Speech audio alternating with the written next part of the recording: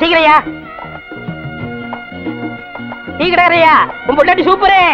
என்ன உங்க வாயை வச்சு சும்மா இருக்க மாட்டீங்களா? உண்மையை தானே சொல்றேன். என்னைய சொல்ற? உன் பொண்டாட்டி சூப்பரு. உனக்கு என்ன கொழுப்புறா? என் பொண்டாட்டி சூப்பர்னு என்கிட்டயே வந்து சொல்லுவேன்.